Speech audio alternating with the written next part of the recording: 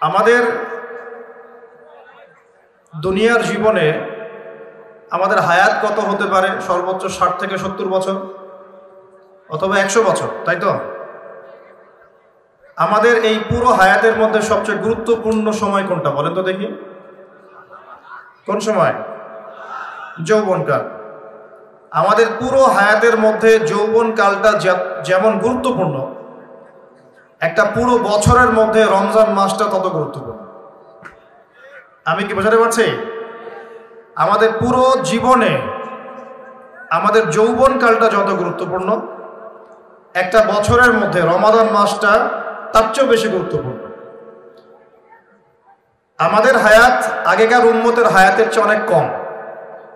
আগেকার উম্মত কেউ কেউ 1000 বছর, 2000 বছর, 500 বছর, 700 বছর, 800 বছর এমন বেঁচে থাকত। নূহ আলাইহিস সালাম শুধুমাত্র 950 বছর মানুষকে দাওয়াতি দিয়েছেন, বলেন সুবহানাল্লাহ। শুধুমাত্র 950 বছর মানুষকে দ্বীনের দাওয়াতি দিয়েছেন কোন নবী? নূহ আলাইহিস সালাম। আর বনু ইসরাইলের লোকজন কেউ 1000 বছর পর্যন্ত বেঁচে থাকত। তো সেই হিসেবে তো আমাদের হায়াত অনেক কম। কথা ঠিক না? ঠিক না বেঠিক? এই কম হায়াতকে মূল্যায়ন করে কিভাবে আল্লাহর সন্তুষ্টি অর্জন করব, এই কারণে আল্লাহ পাক আমাদেরকে কিছু ফজিলতের সময়, মাস এবং দিন দিয়েছেন। কিছু ফজিলতের সময়, ফজিলতের মাস, ফজিলতের দিন দিয়েছেন, যাতে করে অল্প সময়ের মধ্যে আমরা বেশি নেকি অর্জন করতে পারি। আলহামদুলিল্লাহ। ঠিক সেরকম একটা অনবদ্য মাস হচ্ছে কি ভাই? রমাদান। প্রশ্ন হচ্ছে, রমাদান মাসের রোজা ফরজ হলো কবে থেকে? উত্তর কে দিতে পারবে? দেখি অডিয়েন্সের মধ্যে। আলেম ওলামারা? মেরাজ থেকে না, উত্তর ভুল। অডিয়েন্সের মধ্যে কে বলতে পারবেন রমজান মাসের রোজা কবে ফরজ করা হয়েছে? আজকে বাংলাদেশের সাথে কে ক্রিকেট খেললো? তোমাদের দ্বারাই হবে। তোমাদের দ্বারাই দেশ এবং জাতির ভবিষ্যৎ নির্মিত হবে ইনশাআল্লাহ, তাই না ভাই? আল্লাহ মাফ করুক।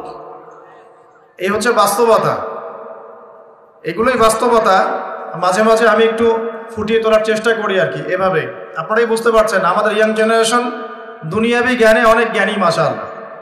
দুনিয়ার এমন কোনো বিষয় নাই তাদের নলেজের মধ্যে নাই। কখন কোন সফটওয়্যার নাজিল তৈরি হলো আর কি, কখন কোন সফটওয়্যার তৈরি হলো, কোন অ্যাপস চলে আসলো প্লে স্টোরে,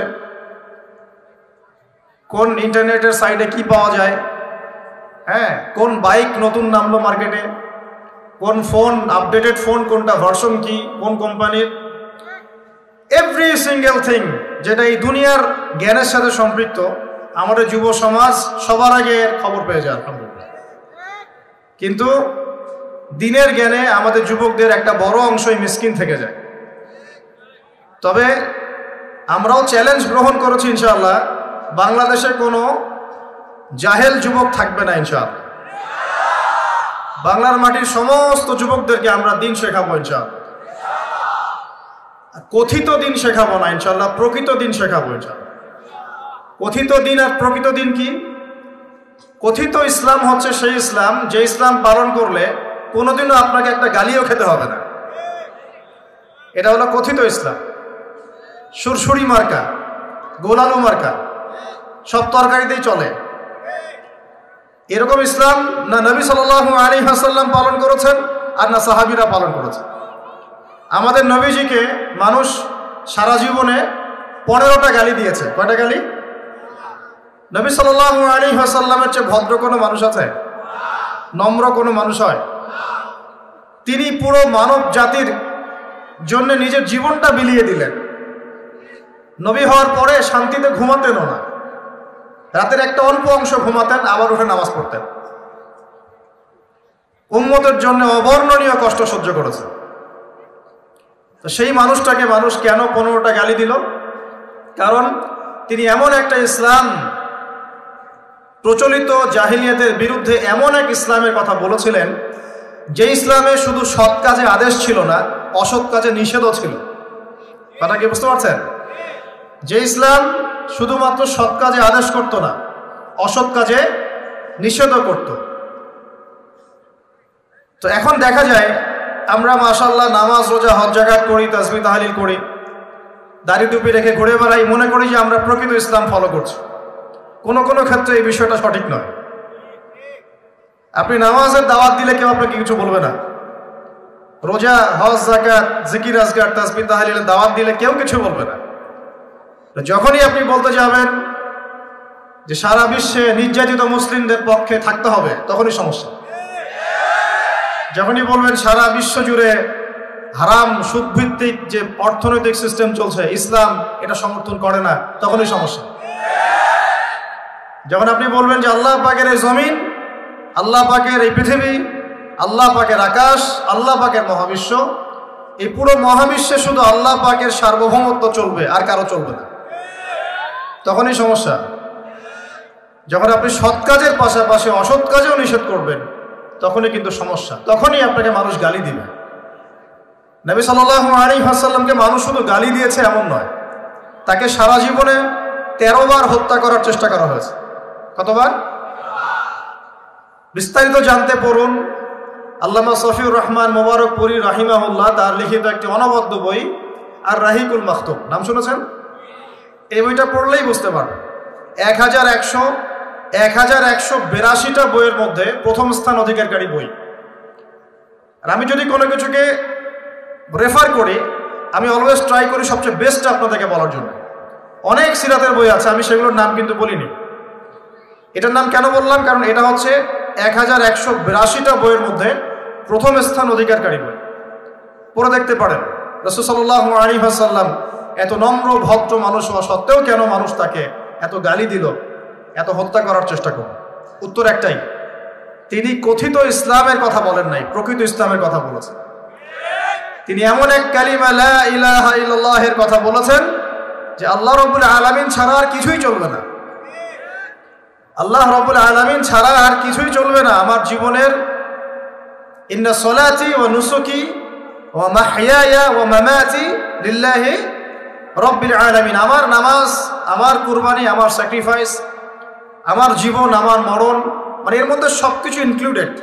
আমার নামাজ, আমার যাকাত, আমার তাসবিহ তাহলিল, আমার জিকির আজগার, আমার কোরআন তেলাওয়াত, আমার হজ উমরা, আমার দাওয়াত, আমার দিনের প্রচার প্রসার, দিনের মেহনত, আমার পরিবার, আমার সন্তান, আমার ব্যবসা, আমার অর্থনৈতিক সেক্টর, যত কিছু আছে, আমার জীবনে যা কিছু আছে সব কার জন্য?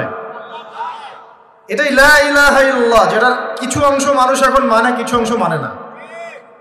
দেখবেন, রাগ না করলে দেখাই। বহু মানুষ আছেন এই রমজান মাসেই ব্যবসা করবেন, তারাবিও পড়বেন, ব্যবসাও করবেন, রোজাও রাখবেন, কিন্তু রোজা রেখেও আপনারা মাপে কম দিবেন। এমন ব্যবসায় নাই? পণ্যে ভেজাল দিবেন, টাটকা পণ্য বলে বাসি খাওয়াই দিবেন, 3 দিনের বাসি তেল দিয়ে রান্না করে বলবেন টাটকা ফ্রেশ। বহু মানুষ আছে এরকম। এদের সংখ্যা কিন্তু কম নয়, আমাদের সমাজেই তারা থাকেন, কিন্তু তারা কিন্তু রোজাও রাখবে, আবার তারাবির নামাজও পড়বে। এখন তার মানে তার চিন্তা ভাবনা কেমন? তার চিন্তা ভাবনা হচ্ছে লা ইলাহা ইল্লাল্লাহ মুহাম্মাদুর রাসূলুল্লাহ মসজিদে আছে, ব্যবসায়িক ক্ষেত্রে নাই। এটা কি ঠিক? নাকি লা ইলাহা ইল্লাল্লাহ সবখানে থাকবে? বহু মানুষ দেখা যায় মসজিদে 5 ওয়াক্ত নামাজ পড়েন, মসজিদে নামাজ পড়েন, কপালে সেজদার দাগ আছে, পায়ের মধ্যে সেজদার দাগ আছে। এমন অনেক মানুষই নামাজও পড়েন, কিন্তু অর্থনৈতিক জীবনে আবার সুদও খান। আছে কি নাই? এক্সওয়াইডেড যে কেউ হতে পারে, যে কেউ হতে পারে। তো এখানে তার থিঙ্কিংসটা কি, তার আদর্শ দর্শনটা কি, তার ফিলোসফি কি? তার দর্শন হচ্ছে লা ইলাহা ইল্লাল্লাহ মসজিদে আছে, আমার চাকুরি এবং ইকোনমিক সেকশনে লা ইলাহা ইল্লাল্লাহ পরোয়া করি না। নাউজুবিল্লাহ। আবার বহু মানুষ সমাজের মধ্যে কাজ করেন, এখানে তারা লা ইলাহা ইল্লাল্লাহকে পাত্তা দিচ্ছেন না, নিজের মনে যেটা ভালো মনে হয় সেটাই করছেন, নিজের মনে যেটা খারাপ মনে হয় সেটাই করছেন। তো ভালো খারাপ, ন্যায় অন্যায়, হক বাতিল চূড়ান্ত করবে কে? আল্লাহ পাক যেটাকে ন্যায় বলেছেন সেটাই ন্যায়। আল্লাহ পাক যেটাকে অন্যায় বলেছেন সেটাই অন্যায়, আল্লাহ যেটাকে হক বলবেন সেটাই হক, আল্লাহ যেটাকে বাতিল বলবেন সেটাই কি? এই বিষয়টা কি মানতে আমাদের আপত্তি আছে? পশ্চিমা সভ্যতার অনেক মানুষ বলে যে সমকামিতা ভালো জিনিস। সমকামিতা কি? ওরা বলে ব্যক্তি স্বাধীনতা, একজন ব্যক্তির এখতিয়ার, স্বাধীনতা, সে ছেলেকে বিয়ে করতে পারে, মেয়েকেও বিয়ে করতে পারে। কোরআন কি বলছে? কোরআন বলছে এটা এত জঘন্য পাপ যে পাপের কারণে আল্লাহ একটা কওমকে আকাশে উঠিয়ে পাথর বর্ষণ করে জমিনে দফন করে দিয়েছে, কওমে লূত। তাহলে মানুষের চিন্তা আল্লাহ পাকের ওহীর মধ্যে পার্থক্য হলো না? পার্থক্য হলো কিনা? তাহলে এখন ন্যায় অন্যায়, হক বাতিল কে ফিক্স করবে, আমি নাকি আল্লাহ রাব্বুল আলামিন? বহু মানুষ মাদক দ্রব্যটাকে অনেকে হালাল মনে করে খায়, হালাল মনে করে, আবার অনেকে খায় কিন্তু এটা যে বড় মাপের কবিরা গুনাহ এটা সে বিশ্বাস করে না, চিন্তা করে না। তো মাদক হালাল না হারাম, ভালো না মন্দ, এই ডিসিশন কে নিবে, আমি না আল্লাহ? অনেকে জেনা করি, নাউজুবিল্লাহ, ফ্রি মিক্সিং এর মধ্যেও জেনা হয়, ছেলে মেয়েদের সাথে অবাধে জেনা হয়। এই যুগটা কিন্তু জেনারই যুগ। এখন জেনাকে উস্কে দেওয়া হচ্ছে।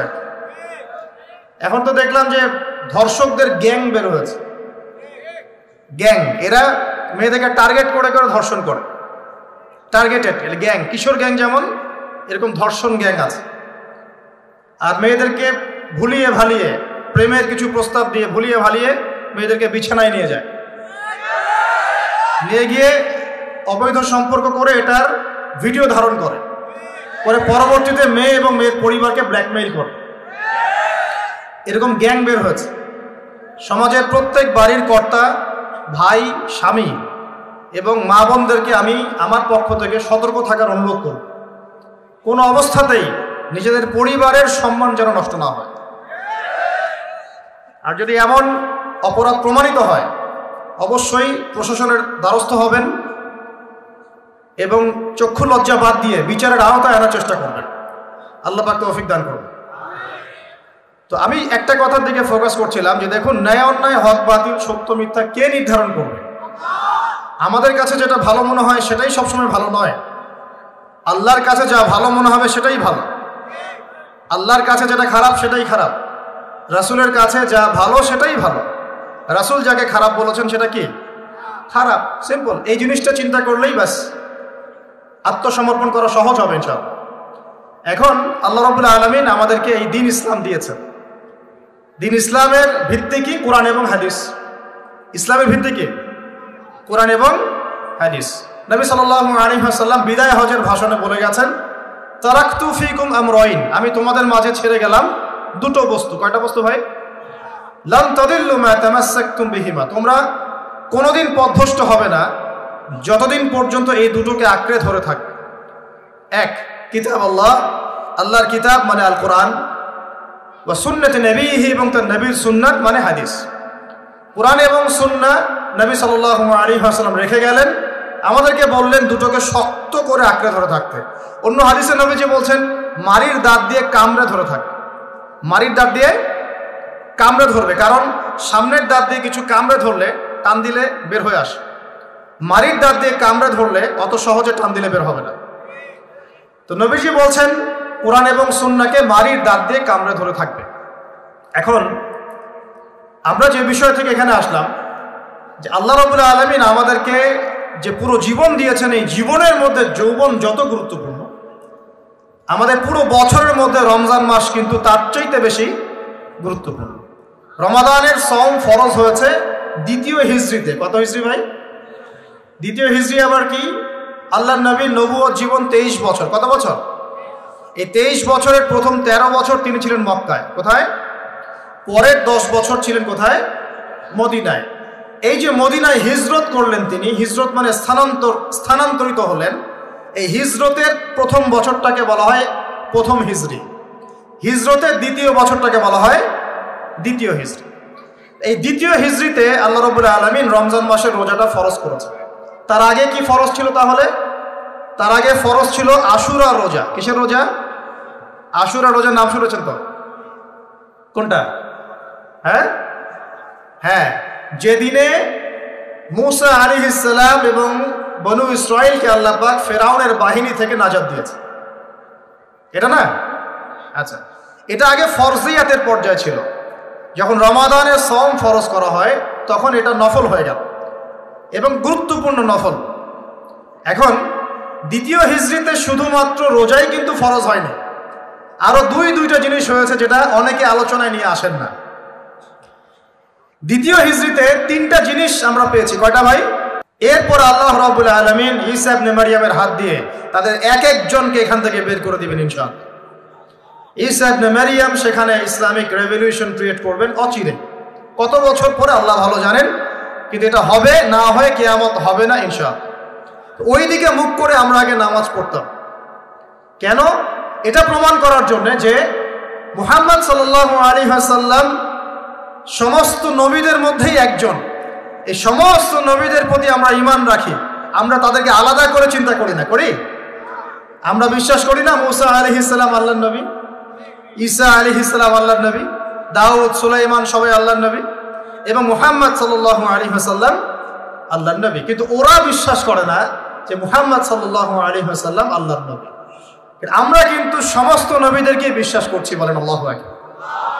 তো এখন দেখেন, এই একাত্মতা পোষণ করার জন্য আমরা কিন্তু প্রথম কেবলা ছিল আমাদের কোন দিকে?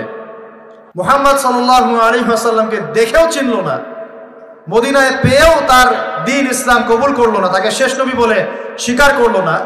তখন আল্লাহ রাব্বুল আলামিন নবী সাল্লাল্লাহু আলাইহি ওয়াসাল্লামকে বললেন, তোমার চেহারা এখন ঘুরিয়ে নাও কাবার দিকে, বলেন সুবহানাল্লাহ। এই যে রমজান মাসে আমরা নতুন একটা দিক পেলাম, নতুন এক কেবলা পেলাম, নতুন একটা জাতি গঠন করলাম। আল্লাহু আকবার। রমজান মাস শুধু রোজা দেয় নাই, একটা জাতির ঐক্য দিয়েছে, বলেন সুবহানাল্লাহ। এই কথাটা অনেকে বলে না। রমজানে রোজা ফরজ হয়েছে, পাশাপাশি একটা নতুন জাতির উত্থান ঘটেছে। তার নাম কোন জাতি? মুসলিম জাতি। যে জাতি সমস্ত নবীদেরকে আল্লাহর নবী বলে স্বীকার করে।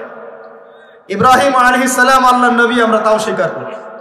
দাউদ সুলাইমান মুসা ঈসা সবাই আল্লাহর নবী, আমরা স্বীকার করি। তাওরাত জাবুর ইনজিল সমস্ত কিতাব আল্লাহ নাজিল করেছেন, আমরা স্বীকার করি। তবে আমরা বিশ্বাস করি এই কিতাব এবং রাসূলগণ একটা নির্দিষ্ট সময় নির্দিষ্ট গোত্রের জন্য প্রযোজ্য ছিলেন। যখন মানুষ সেই আসমানি কিতাব বিকৃত করা শুরু করেছিল, আল্লাহ পাক নতুন কিতাব নাজিল করেছেন। এরই ধারাবাহিকতায় আল্লাহ পাক সর্বশেষ নবী মুহাম্মদুর রাসূলুল্লাহ সাল্লাল্লাহু আলাইহি ওয়াসাল্লামকে শেষ নবী করেছেন, যার পরে আর কোনো নবী নাই। এবং তার কাছে নাজিল করেছেন আল কোরআন। এই কোরআনের পরেও কোনো কিতাব নাই। এই যে একটা ইস্যু চলে মাঝে মাঝে, কিছু মানুষ আল্লাহর নবীর পরে নবুয়ত দাবি করে না, করে কি না? আপনারা মনে করেন যে এটা হচ্ছে একটা ধর্মতাত্ত্বিক ইস্যু, অনেকেই এটা মনে করে, বেশিরভাগ মানুষই মনে করে এটা একটা রিলিজিয়াস ইস্যু, তাই না? ধর্মতাত্ত্বিক ইস্যু। আসলে এটা একটা জিওপলিটিক্যাল ইস্যু, এটা একটা ভূ রাজনৈতিক ইস্যু। এটা শুধু ধর্মতাত্ত্বিক ইস্যু নয়। এই যে কয়দিন আগে মারামারি হলো না, আমরা তো অনেক খতমে নবুয়ত নিয়ে অনেক কথা বলছি না? আমরা তো বিশ্বাস করি মুহাম্মদ সাল্লাল্লাহু আলাইহি ওয়াসাল্লাম সর্বশেষ নবী, তারপরে কোনো নবী নেই। কিন্তু ভণ্ড নবী আসবে 30 জন। কতজন? বাংলাদেশে এই পাঞ্জাবকে কেন্দ্র করে এই যে ইংরেজ আমলে যে ঘটনাগুলো ঘটেছে, পাঞ্জাবি একজন মায়ের সন্তান বলেছে আমি মাহদি, আমি ঈসা, পরে বলেছে সেই নাকি নবী, নাউজুবিল্লাহ। তো এই ঘটনাটাকে আপনারা মনে করেন, বেশিরভাগ মানুষ মনে করেন যে এটা হচ্ছে একটা ধর্মতাত্ত্বিক ইস্যু। আসলে এই বিষয়টা হচ্ছে একটা জিওপলিটিক্যাল ইস্যু, ভূ রাজনৈতিক ইস্যু।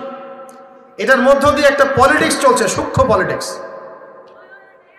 কেন একটা মানুষ এই দাবি করার সাহস পাবে একটা মুসলিম উম্মার মধ্যে, একটা মুসলিম সমাজের মধ্যে এরকম দাবি করার সাহস পাবে কিভাবে? একটা এলাকায় মনে করেন সবাই খাস পর্দা করে, ওখানে একটা মেয়ে কি একদম বিকিনি পরে বের হওয়ার সাহস পাবে? যখন সাহস পাবে তখন বুঝতে হবে ওর পিছনে অনেক শক্তিধর কোনো শক্তির হাত আছে, আদারওয়াইজ সে তো সাহস পেত না। বুঝতে পারছেন না কথা? এখানে মনে করি কেউই মাদক সেবন করে না, সবাই মাশাআল্লাহ মুত্তাকি মানুষ। এখন ওপেনে একজন মানুষ মদের বোতল ঘুরে মদ খাওয়া শুরু। এই সাহসটা যে পেল, নিশ্চয়ই এর পিছনে কোনো শক্তি আছে, হয় শয়তানি আছে, অথবা না হয় তার কোনো ইকোনমিক পাওয়ার আছে, না হলে কোনো জিওপলিটিক্যাল শক্তি আছে। এই ইস্যুটা শুধুমাত্র ধর্মতাত্ত্বিক ইস্যু নয়, এর পিছনে একটা পুরো ভূ রাজনৈতিক ইস্যু আছে। এটা বুঝবে কারা? যারা খিদির, যারা শেষ জামানার খিদির, যারা শুধু বাইরের চোখ দিয়ে দেখে না, যারা ভিতরের চোখ দিয়ে দেখতে পারে। আমার কথা কঠিন মনে হচ্ছে কি? যারা শুধু বাইরের চোখ দিয়ে দেখে না, ভিতরের চোখ দিয়েও দেখতে পারে, এরা বুঝতে পারবে ইনশাআল্লাহ। অনেক সময় অমুসলিম ভাইয়েরাও ভিতরের চোখ দিয়ে দেখা শুরু করেছে এখন। হ্যাঁ, কোনো কোনো ক্ষেত্রে মুসলিমরাই ভিতরের চোখ দিয়ে দেখতে পাচ্ছে না, অমুসলিমরা দেখতে পাচ্ছে। কারণ আমাদের ভেতরটা তো এখন মানে করাপ্টেড হয়ে গেছে। অহংকার, রিয়া, গীবত, তমত, হিংসা, বিদ্বেষ, আমাদের কলব তো মরে শেষ। কলব মরে গেলে ভিতরের চোখ দিয়ে আমরা দেখবো কিভাবে? আল্লাহ রাব্বুল আলামিন আমাদের সবাইকে ভিতরের চোখ জিন্দা করার তৌফিক দান। প্রিয় ভাইরা, রমজান মাসে শুধু রোজা ফরজ হয়নি, সর্বপ্রথম যেটা হয়েছে কেবলা পরিবর্তন করে দেয়া হয়েছে। কেবলা পরিবর্তন মানে কি? কেবলা পরিবর্তন মানে হচ্ছে একটা নতুন জাতিগত উত্থান, বলি আল্লাহু আকবার। এরপরে আমরা আর পিছনে ফিরে তাকাই নাই। মুহাম্মদ সাল্লাল্লাহু আলাইহি ওয়াসাল্লামকে স্বীকার করলো কিনা ভ্রুক্ষেপও করতে যাই নাই। আমরা আমাদের গতিতে এগিয়ে গেছি। মাত্র 10 থেকে 12 বছরের মধ্যেই, 12 বছর না, মাত্র 8 থেকে 10 বছরের মধ্যেই যেই মক্কা থেকে আমরা বিতাড়িত হয়ে মদিনায় গিয়েছিলাম, সেই মক্কা আবার দখল করেছি আলহামদুলিল্লাহ। শুধু সেই মক্কাই নয়, ওই মক্কা থেকে আমরা প্রায় অর্ধেক বিশ্ব শাসন করেছি আলহামদুলিল্লাহ। কেবলা পরিবর্তন মানে নতুন এক জাতির উত্থান। আমরা কি রমজানে জাতিগত উত্থান দেখতে পারবো ইনশাআল্লাহ? তো একটা জাতি কখন উন্নতি করবে? যখন জাতির জনগণ ভিতর থেকে মুত্তাকি হবে, আমরা ভিতর থেকে নামাজি হব, আল্লাহওয়ালা হব, আমানতদার হব, সৎ হব, আমরা হারাম ছেড়ে দিব, দুর্নীতি ছেড়ে দিব, অন্যের ক্ষতি করব না, একটা সম্প্রীতির সমাজ গড়ব, তখন না আমরা ইনশাআল্লাহ উত্থান করবো, নাকি ভাই? যদি আমরা একে অপরের সাথে হানাহানি, মারামারি, কাটাকাটি করি, হিংসা, বিদ্বেষ, গীবত, তহমত, হারাম খাই, বাপে কম দেই, দুর্নীতি করি, অন্যের ক্ষতি করি, হ্যাঁ, হত্যা, রাহাজানি, ছিনতাই, এগুলোতে লিপ্ত থাকি, এই জাতিকে উন্নতি করতে পারবে ভাই? সবচেয়ে বড় কথা, যদি আমরা জ্ঞান অর্জন না করি, আমরা কি উন্নতি করতে পারবো? শুধু কি অর্থ দিয়ে উন্নতি করা যায়? উন্নতির মানদণ্ড কি বলেন তো? জ্ঞান। জ্ঞান। উন্নতির মানদণ্ড কি? জ্ঞান। জ্ঞান ছাড়া উন্নতি নাই। শুধু টাকা দিয়ে উন্নতি করা যায়? যায় না। আল্লাহ রাব্বুল আলামিন আমাদের সবাইকে দ্বীনের জ্ঞান অর্জন করার তৌফিক দান করুন। তো রমজানের প্রথম কি পেয়েছেন? কেবলা পরিবর্তন। এবার বলা হয়েছে পুরো মাস সওম রাখবেন। আল্লাহু আকবার। পুরো মাস। এবং এই মাসে আল্লাহ রাব্বুল আলামিন আরেকটা জিনিস মুসলিমদেরকে দিয়েছিলেন, সেটা হলো, খুব খেয়াল করে দেখবেন, এই যে কোরআন খুলবেন, দেখবেন পরপর 3 পৃষ্ঠায় 3টা আয়াত আছে, ব্যাক টু ব্যাক 3 পৃষ্ঠায় 3টা আয়াত। একটা কুতিবা আলাইকুমুল কিসাস, তোমাদের উপর কিসাসকে ফরজ করা হলো। কিসাস কি? ওই যে কেউ হত্যা করলে ইসলামিক কোর্ট তাকে হত্যা করবে, কেউ কারো চোখ তুলে ফেলেছে, ইসলামিক কোর্ট তারও চোখ তুলে ফেলবে, কেউ কারো হাত কেটেছে, ইসলামিক কোর্ট তারও হাত কেটে ফেলবে। মানে চোখের বদলে চোখ, হাতের বদলে হাত, জানের বদলে জান, এটাকে বলা হয় কি? কিসাস। দেখবেন কোরআনে সূরা বাকারায় পরপর 3 পৃষ্ঠায় 3টা কুতিবা আলাইকুম আছে। 3 পৃষ্ঠায় 3টা কুতিবা আলাইকুম মানে ফরজ করা হলো। এক কুতিবা আলাইকুমুল কিসাস, তোমাদের উপর কিসাসকে ফরজ করা হলো। আর আল্লাহ পাক বলছেন, তোমরা যদি এই কিসাসটা করতে থাকো, এর মধ্যে জীবন নিহিত আছে, তোমরা বুঝতে পারছো না। কারণ একজন খুনি মানুষকে আপনি যদি এক্সেস দেন সমাজে চলার, ও আরো 10টা খুন করবে কিনা? যখন ওকে বিচারের আওতায় নিয়ে আসবেন, দেখবেন সব ঠান্ডা হয়ে গেছে। অতএব কিসাসের মধ্যে কি আছে? জীবন আছে। জীবন আছে এর মধ্যে। তার পরের পৃষ্ঠায় গিয়ে দেখবেন কুতিবা আলাইকুমুস সিয়াম, তোমাদের উপর রমজান মাসে রোজাকে ফরজ করা হবে। কামা কুতিবা আলাল্লাযীনা মিন ক্বাবলিকুম, যেমন করে তোমাদের পূর্ববর্তীদের উপরেও রোজাকে ফরজ করা হয়েছিল, লাআল্লাকুম তাত্তাকুন, যাতে তোমরা মুত্তাকি হতে পারো। রমজানের সওমের উদ্দেশ্য কি তাহলে? মুত্তাকি হওয়া, আল্লাহ ভীরুতা অর্জন করতে পারো, এটা উদ্দেশ্য। ঠিক তার পরের পৃষ্ঠায় গিয়ে দেখবেন কুতিবা আলাইকুমুল কিতাল আছে, তোমাদের উপরে যুদ্ধকে ফরজ করা হয়েছে, এটাও আছে। দেখবেন ঠিক এই কারণেই রমজান মাসে বদরের যুদ্ধ সংঘটিত হয়েছে। বলেন আল্লাহু আকবার।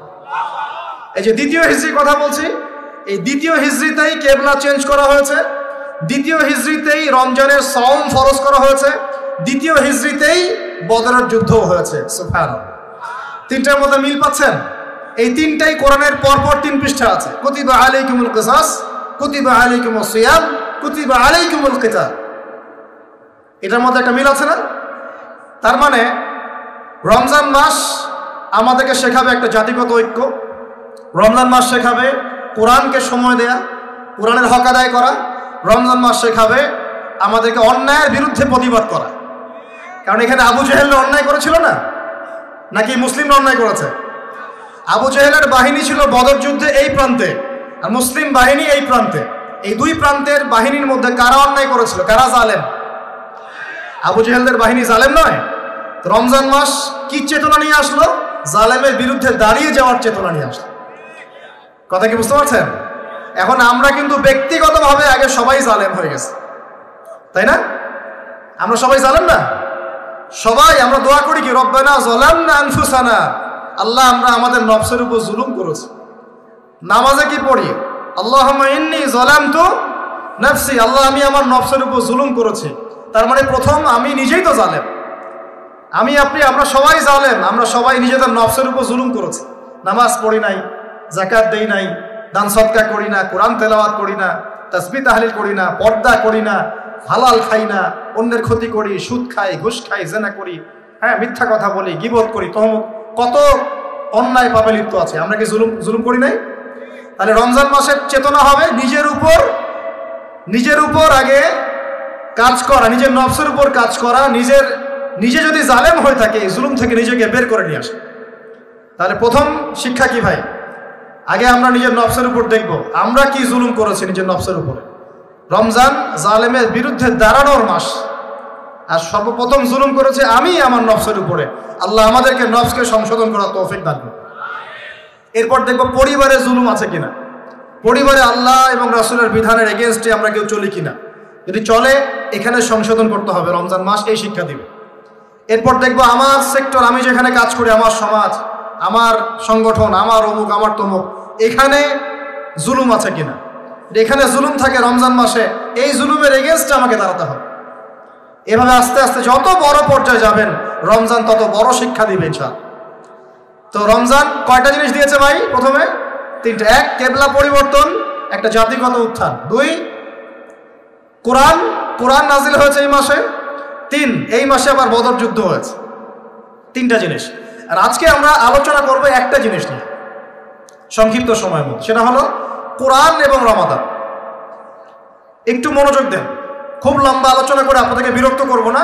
যে কথাগুলো বলবো ইনশাল্লাহ আমি কিন্তু সারমর্ম কথা বলার চেষ্টা করছি ইনশাআল্লাহ। দেখুন, আমরা একটু এবার চলে যাবো সূরা কদরে। কোন সূরা ভাই? আল্লাহ পাক বলেন ইন্না আনজালনাহু ফি লাইলাতিল কদর, নিঃসন্দেহে আমি কোরআনকে নাজিল করেছি কদরের রাতে। কোন রাতে? ওয়া মা আদরাকা মা লাইলাতুল কদর, হে নবী মুহাম্মদ সাল্লাল্লাহু আলাইহি ওয়াসাল্লাম আপনি কি জানেন কদরের রাত কি? লাইলাতুল কদরি খায়রুম মিন আলফি শাহর, আল্লাহ পাক বলেন কদরের রাত হচ্ছে 1000 মাসের চাইতে উত্তম। সুবহানাল্লাহ। তানাজ্জালুল মালাইকাতু ওয়ার রূহ, এই রাতে নাজিল হয়, অবতীর্ণ হন ফেরেশতা মণ্ডলী, আসমান থেকে সমস্ত ফেরেশতারা নেমে আসে। ওয়ার রূহ, এবং জিবরাইল আলাইহিস সালামও নেমে আসে। তানাজ্জালুল মালাইকাতু ওয়ার রূহু ফিহা বিইذনি রাব্বিহিম মিন কুল্লি আমর, এই রাতে আল্লাহ পাক তাকদীরের ফয়সালা করেন প্রত্যেকটা বিষয়ে। সালামুন হিয়া হাত্তা মাতলাইল ফজর, এবং ফজর পর্যন্ত এই রাতে শান্তি বিরাজ করে। শান্তি, শান্তি আর শান্তি। সুবহানাল্লাহ। এই রাতে যে ইবাদত করবে 1000 মাস ইবাদত করার নেকি পাবে। কেন এই রাতটা কেন ইম্পর্টেন্ট? একটাই কারণ, এই রাতে আল্লাহ পাক কোরআন নাজিল করেছেন। কি নাজিল করেছেন? কোরআন। এখন আসেন একটু মনোযোগ ধরে রাখেন। আল্লাহ পাক কোরআন নাজিল করেছেন লাইলাতুল কদরে। আর লাইলাতুল কদর কোন মাসে? শাবানে, রজবে না রমজানে? আবার বলছি, আল্লাহ বলছেন আমি কোরআন নাজিল করেছি লাইলাতুল কদরে।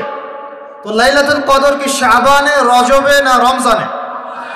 তার মানে লাইলাতুল কদর রমজানে। রমজানের কোথায়? রমজানের শেষ দশকে। রমজানের শেষ দশকে 21, 23, 25, 27, 29 এই 5টা বেজর রাতের যে কোনো একটা রাত হবে কি? লাইলাতুল কদর। তার মানে আমরা বুঝতে পারলাম কোরআন নাজিল হয়েছে লাইলাতুল কদরে, লাইলাতুল কদর হচ্ছে রমজান মাসে, অর্থাৎ কোরআন নাজিল হয়েছে রমজান মাসে। ঠিক আল্লাহ পাক সূরা বাকারায় বলছেন শাহরু রমাদানাল্লাযী উনজিলা ফীহিল কুরআন, রমজান সেই মাস যেই মাসে শুধু কেবলাই পরিবর্তন হয়নি, শুধু বদরের যুদ্ধই করা হয়নি, রমজান মাসে কোরআনও নাজিল হয়েছে। আল্লাহু আকবার। এখন বুঝতে হবে, এবার এই জায়গায় আসেন, যখন কোরআন নাজিল হচ্ছে তখনকার পরিবেশটা কেমন? এই যুবক ভাইরা একটু খেয়াল করেন, আপনাদের জন্য এই লেকচারটা ইম্পর্টেন্ট, কারণ আগামীর কাজগুলো আপনাদেরকে করতে হবে। রমজান মাসে কোরআন নাজিল হয়েছে, এখন দেখবো আমরা কোরআন কোন প্রেক্ষাপটে নাজিল হয়েছে, কেন নাজিল হলো, কোরআন নাজিল হওয়ার কি প্রয়োজন ছিল বিশ্বে। কোরআন নাজিল হয়েছে এমন একটা সমাজে, যে সমাজটাকে আমরা বলি আইয়ামে জাহিলিয়াত। কি বলি ভাই? কোথায় নাজিল হয়েছে? হেরা গুহায়। কার উপর নাজিল হয়েছে? মুহাম্মদ রাসূলুল্লাহ সাল্লাল্লাহু আলাইহি ওয়াসাল্লামের উপরে। কখন, কিভাবে, কোন প্রেক্ষাপটে? প্রেক্ষাপটটা এমন ছিল, ওই সমাজটা ছিল আবু জেহেলের শাসন। কার শাসন? আবু জেহেল মানে কি? আবু জেহেল কি তার নিজের নাম? তার নিজের নাম হলো আবুল হাকাম। নিজের নাম কি?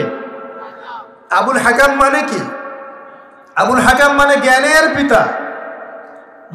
সোজা বাংলা ভাষায় বললে আবুল হাকাম মানে বুদ্ধিজীবী। আবুল হাকাম মানে কি? আমাদের সমাজে বুদ্ধিজীবীর অভাব আছে। টকশো মাথায় ফেলছে, একদম টকশোর পর টকশো, টকশোর পর টকশো, খালি বক বক বক বক বক বক, কাজের কাজ কিছুই নাই। কথা যতটুকু, কাজ তার চেয়ে অল্প। এত কথা, সুবহানাল্লাহ। মানে পৃথিবীর সব জ্ঞানী মানুষ এখানেই আছে। ভাবখানে এমন, পৃথিবীর যত জ্ঞানী মানুষ আল্লাহ পাক এখানেই নাজিল করছেন। আবুল হাকাম, তার নাম আবুল হাকাম, জ্ঞানের পিতা। কার নাম? আবুল হাকাম। তাহলে এখন বলেন, আবু জেহেলের নাম আবুল হাকাম, তো এখন আমরা ওকে আবু জেহেল বলে ডাকি কেন? বলেন দেখি। ও কোন জ্ঞান অর্জন করে নাই, কোন জ্ঞান চেনে নাই? যখন কোরআন নাজিল হচ্ছে এবং রাসূল সুন্নাহ দিয়ে দাওয়াতি কাজ করছেন, ইসলামের প্রচার করছেন, ও ইসলামের এই আলো চিনতে পারে নাই বলেই তার নাম আবু জেহেল। সে অনেক বস্তুবাদী জ্ঞানী ছিল ঠিকই, সে সমরবিদ্যা জানতো, অর্থনীতি জানতো, সে কূটনীতি জানতো, সে রাষ্ট্র পরিচালনার জ্ঞান জানতো, সে দারুন নাদওয়া পরিচালনা করত, সে ব্যবসা করতে পারতো, সে কি জানতো না? কেন তাকে আবু জেহেল বলছি? কারণ সে কোরআন সুন্নাহর জাজল্যমান সত্যটাকে ডিনাই করেছে। এই কারণ এরকম লোক আমাদের সমাজে আছে কি না? শুধু আমাদের সমাজে না, এরকম লোক দিয়ে এখনকার বিশ্বটাই ভর্তি। এখনকার বিশ্বে আবু জেহেল দিয়ে ভর্তি সব। অর্থনীতি, জিওপলিটিক্স, ভূরাজনৈতিক প্রেক্ষাপট, philosophy, science, arts, commerce, medical science, engineering, এমন কোনো জ্ঞান নাই যে তার জানা নাই। কিন্তু কোরআন এবং সুন্নাহর জ্ঞানে মিসকিন, সত্য চিন্তা মিসকিন। ওযু করতে পারে না, গোসল করতে পারে না, নামাজের ফরজ ওয়াজিব জানে না, সুন্নত মুস্তাহাব বোঝে না, কোরআন তেলাওয়াতও করতে পারে না। একটা আয়াত তেলাওয়াত করতে দাঁত ভেঙে যাচ্ছে একেবারে। একটা আয়াত তেলাওয়াত করতে ওলামায়ে কেরামের সামনে বসলে একটা আয়াত তেলাওয়াত করতে 10টা ভুল বের করা যাবে। দিনের বেসিক জ্ঞান অর্জন করতে পারে না। আবু জেহেল কাকে বলে? এই ধরনের মানুষকে আবু জেহেল বলে। আবু জেহেল কাকে বলে? কন্টেন্ট বানা দিয়ে দিও অনলাইনে। আবু জেহেল কাকে বলে? আবু জেহেলের সংজ্ঞা কি? আর আবু জেহেলের যুগে কি ছিল ভাই? আবু জেহেলের যুগে অনেকদিন বলেছি, মেজর 5টা সমস্যা ছিল। কয়টা? মেজর 5টা। মাইনর সমস্যা অনেক, মেজর 5টা। এক, আবু জেহেলের যুগের বেশিরভাগ মানুষ শিরক করতো। কি করতো ভাই? লাত, উজ্জা, হবল, মানাত, এইসব মূর্তি পূজা করতো। এখন হয়তো মুসলিম সমাজে এটা নাই ঠিকই, কিন্তু মুসলিমরা এখন কবর মাজার পূজায় শুরু করেছে, করে নাই? মুসলিমরাও এখন নেক্সট শুরুতে ধোঁকা খাচ্ছে। শিরক তো আমাদের সমাজে চলছে। শিরক কি কেন আমি লেকচার দিয়েছি, দেখবেন মুসলিম সমাজে কত শিরক চলছে। রাস্তাঘাটে উঠতে বসতে পেপার পত্রিকা খুললেই শিরক। পেপার খুলবেন, রাশিফল, সিংহ রাশি, কন্যা রাশি, দিনটা কেমন যাবে বিশ্বাস করলে মোশরেক হয়ে যাবে। রাস্তার পাশে টিয়া পাখি দিয়ে ভাগ্য পরীক্ষা করছে, হাতটা দেখে যান তো ভাই কি আছে, বললেই শিরক হয়ে যাবে। আংটি বিক্রি করছে, আংটি পরলে রোগ ভালো হবে, হাতে দিল রোগ ভালো হবে এই উদ্দেশ্যে, মোশরেক। হাতে দিয়েছে রোগ ভালো হবে, আমার ডায়াবেটিস ভালো হয়ে যাবে, বিসমিল্লাহ, ব্যাস মোশরেক। নাউজুবিল্লাহ। এই আকীদা নিয়ে পড়লেই মোশরেক।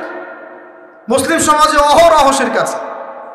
বাসায় মা বোন যারা আছে অনেকেই দেখা যায় চুল আশ্রয়, চিরুনি পরে গেলে বলে আজকে মেহমান আসবে। কি আসবে আজকে? মেহমান আসবে আজকে, বললেই শিরক। বাসা থেকে বের হচ্ছেন, আপনার পাঞ্জাবিটা একটু আটকে গেছে, আপনার স্ত্রী বলছে একটু বসে যান, অমঙ্গল হতে পারে, বসেন। বাস মুশরিক, শিরক হয়ে গেল। মুসলিম সমাজে রন্ধ্রে রন্ধ্রে শিরক। এখন আবু জাহেলের যুগে শিরক ছিল, এগুলো বলতে থাকলে এটা নিয়ে আলোচনা করতে হবে। আলোচনার টপিক আমার আজকে অন্যরকম। আবু জাহেলের যুগে কি ছিল ভাই? শিরক ছিল, সমাজে রন্ধ্রে রন্ধ্রে শিরক ছিল। এখনকার সমাজেও শিরক আছে। তারা লা ইলাহা ইল্লাল্লাহ না পড়ে শিরক করতো, আমরা পড়েও শিরক করি। আল্লাহ পাক আমাদের সবাইকে শিরকের পাপ থেকে হেফাজত করুন বলি আমি। এই একটা পাপ যদি কেউ না করে ইনশাল্লাহ সে জান্নাতে যাবে, যতই পাপ করুক না কেন। জেনা করেছে, মদ খেয়েছে, মিথ্যা বলেছে, অনেক কিছু করেছে, শুধু শিরকের পাপ করে নাই, আল্লাহ তাকে মাফ করে দিবেন ইনশাল্লাহ। বিশ্বাস করলেন না কথাটা? নবীজি বলেছেন এই উম্মতের যে কোনো ব্যক্তি যতই পাপ করুক না কেন আল্লাহ পাক সমস্ত পাপ মাফ করতে পারেন, কিন্তু শিরকের গুনাহ আল্লাহ পাক মাফ করবেন।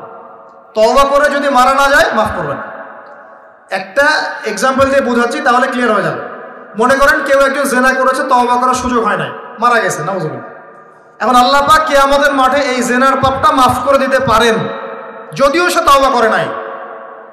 যদিও সে তওবা করে নাই, আল্লাহ পাক এই পাপটাও মাফ করতে পারেন। কিন্তু একজন ব্যক্তি শিরক করেছে, তওবা করে নাই, কিন্তু এই অবস্থায় যদি কাল কিয়ামতের মাঠে আল্লাহর সাথে সাক্ষাৎ করে, আল্লাহ তার গুনাহ মাফ করবেন। এই শিরক আর অন্য পাপের এই হলো পার্থক্য। তাহলে সবচেয়ে কোন বিষয়টা থেকে আমাদের বেঁচে থাকা উচিত ভাই? শিরক কি ও কেন? একটা বই পাওয়া যায়, কিনে নেবেন। কিতাবুত তাওহীদ একটা বই আছে, পড়ে নেবেন। কোরআন সুন্নাহর আলোকে বিশুদ্ধ আকীদা, এরকম অনেক বই পাওয়া যায়। আর আকীদা সংক্রান্ত একটা অনবদ্য বই হলো আল আকীদা আত-তাহাওয়িয়া। এই 4-5টা বই পড়লে আপনার শিরকের কনসেপ্ট ক্লিয়ার হয়ে যাবে ইনশাআল্লাহ। আল্লাহ পাক আমাদেরকে পড়াশোনা করার তৌফিক দান। এবার আসেন, আবু জাহেলের যুগে ছিল সুদ। সুদ সুদ বোঝেন কিনা? 100 টাকা দিলাম, 105 টাকা দেওয়া লাগবে। 1 লাখ টাকা দিলাম, 1,01,000 টাকা দেওয়া লাগবে। 1,01,000 টাকাও যদি দেন, ওই 1 টাকাই সুদ। সুদ তো আমরা বুঝি না। এখন তো পেপার মানির মধ্যেও সুদ আছে, ইলেকট্রনিক মানির মধ্যেও সুদ আছে। সামনে একটা আসবে অচিরেই, ক্রিপ্টোকারেন্সি, বিটকয়েন, ওটার মধ্যেও সুদ থাকবে। আর সুদ ভিত্তিক ইকোনমিক সিস্টেম দিয়ে পুরো বিশ্বটাকে অক্টোপাসের মতো একদম পেঁচিয়ে ধরা হয়েছে। মানে এটা যদি ওয়ার্ল্ড হয়, এটাকে চেপে ধরছে এভাবে, সুদ দিয়ে এভাবে চেপে ধরছে। আপনি বেরিয়ে হইতে পারবেন না এখান থেকে, বের হতে পারবেন না। যারা যে মার্শাল আর্ট প্র্যাকটিস করে ওরা জানে কিছু লক আছে। লক মানে যখন 1-on-1 ব্যাটেল হয় রিংয়ে, যারা বক্সিং খেলে, মার্শাল আর্ট জানে, রেসলিং খেলে, এরা কিছু লক করতে পারে। লক মানে কিছু মারবে না আপনাকে, জাস্ট লক করে রেখে দিয়ে নড়তে পারবেন না, বুঝছেন? তো এরকম লক করে রেখে দিছে পুরো বিশ্বটাকে। এখন সুদ, বেরোতে পারবেন না আপনি। বের হতে পারবেন কোথায়? যদি মনে করেন আপনি খুব এই যে গ্রামে বাস করছেন, এখানে সমাজের লেনদেন করেন না, নিজে চাষবাস করেন, নিজে খান, তখন আপনি হয়তো বেঁচে থাকতে পারবেন। মার্কেটে গেলেই সুদে পড়তে হবে আপনাকে। এটা কি পসিবল? একা একা থাকা সম্ভব? অতএব সমাজে থাকতেই হবে। এখন সমাধান কি? ফাত্তাকুল্লাহ মাস্তাতা'তুম, সাধ্য মতো আল্লাহকে ভয় করেন। সাধ্য মতো আল্লাহকে ভয় করেন। ইচ্ছা করে সুদের সাথে সম্পৃক্ত হবেন না। যদি অনিচ্ছাকৃতভাবে সুদের অর্থ চলে আসে, যদি জানেন এটা সুদের, ছেড়ে দেন, এটা ছেড়ে দেন। ওইটা দিয়ে পাবলিক টয়লেট নির্মাণ করে দেন, তাও খায়েন না আল্লাহর ওয়াস্তে। কারণ নবীজি বলেছেন সাল্লাল্লাহু আলাইহি ওয়াসাল্লাম, 1 দিরহাম যে ব্যক্তি সুদ খায় সে যেন 36 বার জেনা করলো। এটা সহিহ বুখারীর হাদিস, উলামায়ে কেরাম জানেন। যে ব্যক্তি 1 দিরহাম সুদ খেয়েছে সে যেন 36 বার জেনা করেছে। একবার জেনা করেছে, আপনি জানেন, কথার কথা বললাম যে কারো পরিবারের কোনো এক মেয়ে বা ছেলে জেনা করে ফেলেছে, নাউজুবিল্লাহ, আপনি ধরা পড়েছে এলাকার মধ্যে, মানুষ তাকে কি সম্মানের চোখে দেখে? ভবিষ্যতে সে যত ভালোই হয়ে যাক না কেন, ওর ঘরে বিয়ে দেওয়ার সময় মানুষ 1000 বার চিন্তা করবে, তাই না? তাই না বিষয়টা? মনে করেন একটা মেয়ে জেনা করে ফেলেছে, আল্লাহ না করুক, নাউজুবিল্লাহ, এটা জানাজানি হয়ে গেছে, ওর ঘরে কি বিয়ের প্রস্তাব আসবে পরে? যদি ভালো হয়ে যায় তাও আসা খুব ডিফিকাল্ট। আল্লাহর মুমিন কোনো বান্দা যদি চিন্তা করে, আচ্ছা আগে পাপ করেছিল, মাফ চেয়েছে, তওবা ইস্তেগফার করেছে, আমি তাকে বিয়ে করব, সেটা আলাদা বিষয়। কিন্তু স্বাভাবিকভাবে কিন্তু সমাজ এটাকে গ্রহণ করে না। একটা জেনার ক্ষেত্রে আমরা এইভাবে মানুষকে দেখি, আর 1 দিরহাম সুদের বিনিময়ে আপনি 36 বার জেনা করছেন। আল্লাহ আমাকে হেফাজত করুন, আল্লাহ আমাদের সবাইকে হেফাজত করুন। দূরে থাকতে হবে, থাকার চেষ্টা করতে হবে। তো আবু জাহেলের যুগে এরকম সুদ ছিল, এখনকার বিশ্বে রন্ধ্রে রন্ধ্রে। নবীজি তো আগেই বলেছেন মায়ের সাথে জেনা করার মতো পাপ। এই হাদিস তো জানেন আপনারা। সুদের ৭৩টা শাখা আছে পাপের, তার সর্বনিম্ন শাখা হলো নিজের মাকে বিয়ে করা, নাউজুবিল্লাহ। যদি এই এলাকায় খবর পান কোনো মেয়ে কোনো বা ছেলে তার মায়ের সাথে বিয়ে করেছে, নাউজুবিল্লাহ, তার মায়ের সাথে জেনা করেছে, নাউজুবিল্লাহ, কোনো মেয়ের সাথে বাবা জেনা করেছে, নাউজুবিল্লাহ, আপনি কি সমাজে তাকে রাখতে চাবেন? আপনি তো আইন শাসন কোনো কিছুর পরোয়াই করবেন না, গণপিটুনি দিয়ে মেরে ফেলবেন। আপনি এই কাজ করবেন না? একটা মসজিদে চোর, তারাবির নামাজে আবার চোরও আসবে কিন্তু অনেক, কথায় মনে পড়ে গেল, স্যান্ডেল সাবধান। তো তারাবির নামাজে অনেক চোর আসে না? অনেকে তো মসজিদের দান বাক্স শুদ্ধে নিয়ে চলে যায়। কি ইনসাফ আমাদের সমাজে! মসজিদের ফ্যান লক করে রাখতে হয় তালা দিয়ে, বাইরে মসজিদে ফ্যান লক করে রাখতে হয় তালা দিয়ে, খাঁচার মধ্যে। তো মসজিদেও চোর যায়। এখন চোর ধরা পড়ে গেলে কি পিটুনিটা পিটান আপনারা? মসজিদে একটা চোর যদি ধরা পড়ে সবাই মিলে কি পিটুনি দেওয়া শুরু করে, এটা কিন্তু অনৈতিক কাজ, জানেন? এভাবে সবাই মিলে গণধোলাই দেওয়া জায়েজ নাই। তাকে নির্দিষ্ট প্রশাসনের কাছে হস্তান্তর করতে হবে। যদি এখন বলেন প্রশাসন বিচার করছে না, সেটা তাদের ব্যাপার। ও যদি ফাঁকফোকর দিয়ে বের হয় সেটা ওদের ব্যাপার, এই গোনার দায়ভার তাদের। আপনি যদি নিজের হাতে শাসন তুলে নেন, সমস্যা আছে। এভাবে ইসলাম এটাকে জায়েজ করে না। ওর হাত কেটে ফেলার বিধান আছে, তাই না, কোরআনে? এটা আপনি করতে পারবেন না। এটা ইসলামিক আদালত করবে, ইসলামিক আদালত। সবাই যদি আইন হাতে তুলে নেয় তাহলে তো সমাজে বিশৃঙ্খলা হবে। এই জন্য এই সুযোগটা ইসলাম দেয় নাই। প্রমাণ হলে তাকে সোপর্দ করতে হবে প্রশাসনের কাছে। এখন দেখেন, একটা স্যান্ডেল চোরকে যে পিটানি দেন, এখন একটা লোক যদি মায়ের সাথে জেনা করে, নাউজুবিল্লাহ, কি মাইটটা মারবে মানুষটাকে। এখন সুদের মধ্য দিয়ে নবীজি বলছেন সবচেয়ে নিম্ন পাপ হলো নিজের মায়ের সাথে জেনা করা, বলি নাউজুবিল্লাহ। আমরা অ্যাভেলেবেল কাজগুলো করছি, এই বোধোদয় আমাদের হচ্ছে না, কারণ কলব মরে গেছে। কলব কি হয়েছে ভাই? মরে গেছে। কলব জিন্দা করতে হবে। কলব জিন্দা করার জন্যই রমজান, কলব জিন্দা করার জন্যই কোরআন, এবং কলব জিন্দা করার জন্যই বেশি বেশি মওতের ফিকির আর আল্লাহর জিকির বেশি বেশি করা। আল্লাহ পাক তৌফিক দান করুন। তো আবু জাহেলের যুগ ছিল সুদের যুগ। কিসের যুগ? 1 নম্বর, আবু জাহেলের যুগ ছিল শিরকের যুগ। 2, আবু জাহেলের যুগ ছিল সুদের যুগ। 3, আবু জাহেলের যুগ ছিল মাদকের যুগ। কিসের যুগ? এখন নাই? কম না বেশি? সুবহানাল্লাহ। রাস্তাঘাটে দেখি ছোট ছোট ছেলে পেলে এই যে প্লাস্টিকের ভিতরে কি কি জানি খায়, ছোট ছোট ছেলে, একদম ছোট কচি কাঁচা বাচ্চা। এদের ভবিষ্যৎ নিয়ে ভাববেটাকে? আমাদেরকে ভাবা উচিত না ভাই? আমাদের যুবকদের মধ্যে বড় একটা অংশ আজকে মাদকের ভয়াল থাবায় ডুবে গেছে, যায় নাই? এদেরকে ফেরাতে হবে না? ফেরানোর জন্য আমি আমার পক্ষ থেকে একটা খালি নসিহত করবো, একটা নসিহত, অনলি একটা। সারা দুনিয়ার মাদক যদি সেবন করো, তোমার মনের কষ্ট দূর হবে না। মাদকের কাছে গিয়েছে কেন? আমি বলছি কেন গিয়েছে জানেন? এক সঙ্গদোষ, কোনো খারাপ সার্কেলে পড়েছে, বলেছে আয় একটু সিগারেটে টান দে, কি সমস্যা? ও একদিন টান দেওয়া শুরু করেছে, পরে আস্তে আস্তে আস্তে আস্তে অভ্যস্ত হয়ে গেছে। আমরা তো দেখুন, ওই স্মোক করতে গিয়ে আস্তে আস্তে বড় নেশা চলে গেছে, সঙ্গদোষ। 2 নম্বর, ওই যে একটা প্রেম করছে জীবনে, প্রেমিকা ছেড়ে চলে গেছে, ওর ধারণা যে দুনিয়ার সব আমার চলে গেছে। একটা মেয়ের অভাব নাকি দুনিয়ায়? হ্যাঁ, মেয়ের অভাব মনে করেন? শেষ জামানায় একটা ছেলের ঘাড়ের মধ্যে 40টা মেয়ে থাকবে। আরে ভাই, 40টা বউ না, 40টা মেয়ে, মহিলা। মানে আপনার ঘাড়ে থাকবে আপনার স্ত্রী, আপনার কন্যা, আপনার মা, আপনার বোন, আপনার শাশুড়ি, আপনার খালা, সব আপনার ঘাড়ে। শেষ জামানায় মেয়েদের সংখ্যা আস্তে আস্তে বাড়তে থাকবে, ছেলেদের সংখ্যা আস্তে আস্তে কমতে থাকবে। যুদ্ধ বিগ্রহ বেশি হবে, ছেলে মানুষ একটু বেশি মারা যায় না, বাইরে চলাফেরা বেশি করে, অ্যাক্সিডেন্ট আছে, রোড অ্যাক্সিডেন্ট, এই সেই, যুদ্ধ বিগ্রহ। এমনি গড়াইও ছেলেদের কম, আর ছেলেদের জন্মহার কিন্তু মেয়েদের চেয়ে কম। কারণ শিশু ছেলে মারা যায় বেশি, মেয়েরা মারা যায় কম। ছেলেরা এমনিতেই সংখ্যায় কম হবে, আর শেষ জামানায় মেয়েদের সংখ্যা আরো বেশি বাড়তে থাকে। একটা মেয়ে চলে গেছে, ব্যাস আপনি জীবনটা নষ্ট করে ফেললেন। কি হয়েছে? আর এগুলো কিন্তু কোনো ভালোবাসা না, এগুলো হচ্ছে একটা আবেগ। এটার নাম কি ভাই? এটা জাস্ট একটা আবেগ। অনেক হুজুর দেখি এখন প্রেম বিশেষজ্ঞ হয়ে আপনাদেরকে ওয়াজ করে। হ্যাঁ, দেখা হইলে আমি বলবো তার সাথে, যে এইসব প্রেমের সুরসুরি মার্কা ওয়াজ বন্ধ করতে। এগুলো দিয়ে যুবকদের উপকার হচ্ছে না। কারণ বিয়ে না করলে সংসার বুঝবেন কিভাবে? বিয়ে না করলে আপনি সংসার বুঝবেন কিভাবে? মনে করেন আমি বিয়ে শাদী করি নাই, আমি আপনাকে কি বিয়ের ওয়াজ করব? আমার তো অভিজ্ঞতাই নাই। আর মনে করেন আপনি 2টা বিয়ে করছেন, কথার কথা, এখন আপনি বলবেন বাপ রে বাপ, এই কাজ ভাই আমি করছি, আপনারা করতে চান। কারণ আপনার অভিজ্ঞতা হয়েছে, অভিজ্ঞতা থেকে মানুষ শেখে না। তো সুরসুরি মার্কা ওয়াজ দিয়ে কি মানুষকে শেখানো যাবে? এই যে ছেলেরা মেয়েদের সাথে হারাম সম্পর্ক করে এক পর্যায়ে যে ছেঁকা খেয়ে মাদকের কাছে গেল, এখানে মূল সমস্যাটা ভালোবাসা না। এখানে মূল সমস্যাটা ছিল আপনি আপনার নফসের কাছে হেরে গেছেন।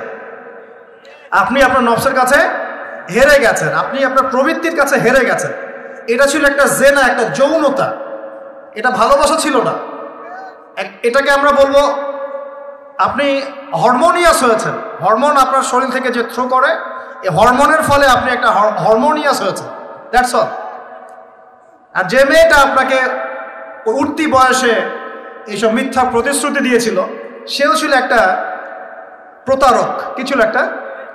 সে নিজেও জানতো না যে সে নিজে কি করছে, সে নিজেও জানতো না সে চায় কি। তখন আপনিও বুঝতেন না আপনি কি চান। এগুলো আর জীবন জগৎ বাস্তবতা রেসপন্সিবিলিটি সম্পূর্ণ আলাদা জিনিস। ভালোবাসার সংজ্ঞা কি তাহলে? ভালোবাসার সংজ্ঞা হচ্ছে, ভালোবাসার ডেফিনেশনটা হচ্ছে যে আপনি যাকে পছন্দ করেন, যাকে আপনি ভালোবাসেন, তাকে আপনি কতটুকু বোঝেন, এটা হলো ভালোবাসার ডেফিনেশন।